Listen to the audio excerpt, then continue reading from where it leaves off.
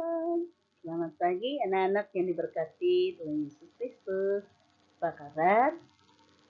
Ibu selalu berharap dan selalu doakan kalian sehat dan tetap semangat dalam belajar. Baik, kita akan membahas pelajaran pertama, yaitu sungguh Allah Maha Hadir. Pelajaran ini adalah pertemuan yang kedua dan Ibu berharap melalui tayangan flash video ini kalian dapat memahami pelajaran yang pertama ini. Referensi atau bahan Alkitabnya adalah Kejadian pasal 1 ayat 1 sampai 31, Mazmur pasal 8 ayat 1 sampai 10, dan Kisah Para Rasul pasal 1 ayat 6 sampai 8. Dari mana kita dapat mengetahui bahwa Allah hadir di tengah kehidupan kita? Ya, pertama melalui penciptaan alam semesta dan juga berbagai peristiwa kehidupan yang terjadi di dalam kehidupan manusia, baik itu suka maupun duka. Hal itu menandakan ada kuasa yang sangat luar biasa, dahsyat. Kuasa yang melindungi, memberkati, menyembuhkan, menghidupkan. Itulah kuasa yang hanya dimiliki oleh Allah. Adapun pengertian kata kuasa dalam Kamus Besar Bahasa Indonesia, kuasa berarti kemampuan atau kesanggupan untuk berbuat sesuatu, kekuatan, wewenang atas sesuatu, atau untuk menentukan sesuatu, meliputi, memerintah, mewakili, mengurus sesuatu. Kuasa yang dimiliki Allah adalah mutlak, artinya tidak ada yang menyamai, bahkan tidak ada yang mampu melebihi atau menandingi.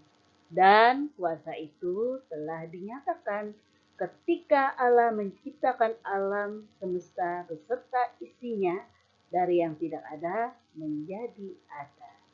Yang disebut bara dalam bahasa Ibrani. Sekarang simak video penciptaan berikut.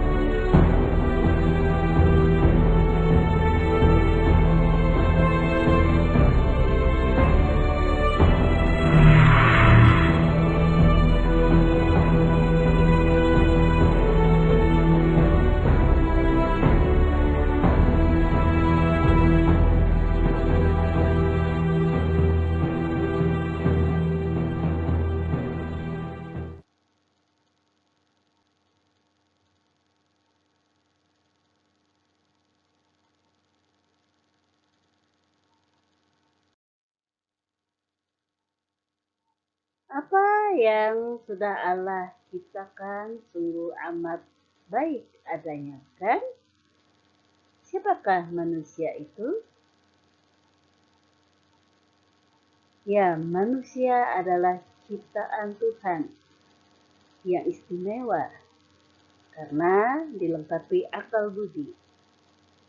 Manusia juga diberi kuasa untuk menaklukkan bumi dan menguasainya.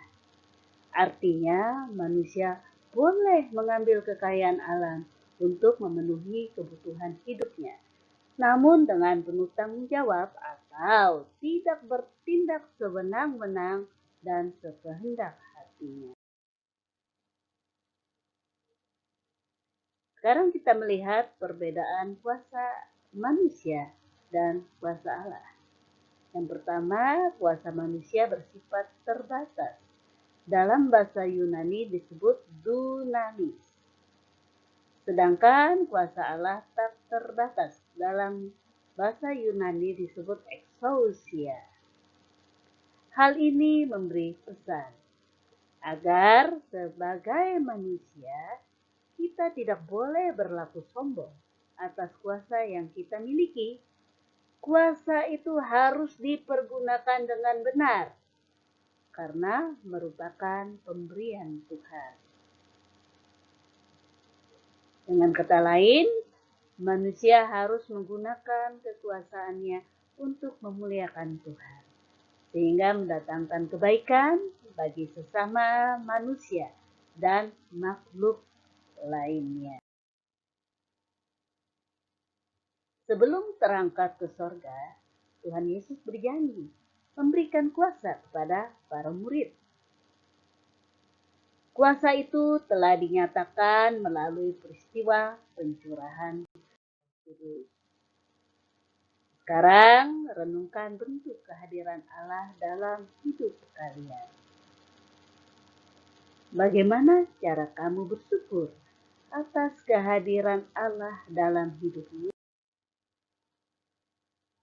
Sekarang buka Alkitabmu dan bacalah Mazmur 104 ayat 1 sampai 35.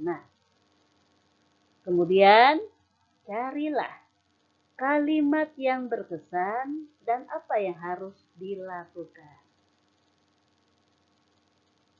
Pemazmur menceritakan tentang kemahakuasaan dan kebesaran Allah atas segala ciptaannya, yaitu manusia, hewan, tumbuh-tumbuhan, dan semua ciptaan lainnya tanpa terkecuali. Daud menyatakan syukurnya atas kepercayaan yang sudah Allah berikan kepada manusia untuk turut memelihara alam ciptaan yang ditulisnya dalam kitab Mazmur pasal 8 ayat 1 sampai 10. Nah, bagaimana dengan kalian? Mari kita nyatakan syukur kita dengan turut menjaga alam ciptaan dengan baik dan bertanggung jawab. Nah, sekarang apa yang dapat kita simpulkan? Yang pertama, Allah mempunyai kemampuan, kesanggupan untuk berbuat sesuatu.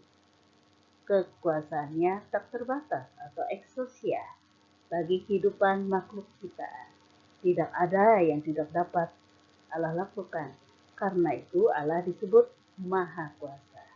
Yang kedua, manusia diciptakan Allah untuk menjadi saksi kemahakuasaan Allah dalam kehidupan manusia. Itulah sebabnya manusia tidak boleh sombong, karena kekuasaan yang dimiliki manusia bersifat terbatas atau dinamis, yang merupakan pemberian Allah. Kekuasaan harus digunakan dengan benar dan bertanggung jawab. Yang ketiga, Allah hadir dalam ciptaannya dan Allah mengasihi ciptaannya. Untuk itu, manusia diminta memelihara dan bertanggung jawab atas alam ciptaan. Dan yang keempat, tujuan Allah menciptakan manusia agar manusia dapat meyakini bahwa Allah hadir dalam kehidupan manusia dan Allah menyatakan diri kepada manusia sebagai Allah yang Maha Kuasa. Sekian materi dari Ibu, dan Ibu mengucapkan sampai Jumpa lagi pada kesempatan yang akan datang. Salam sehat, tetap semangat. Terima kasih atas perhatiannya. Tuhan Yesus memberkati.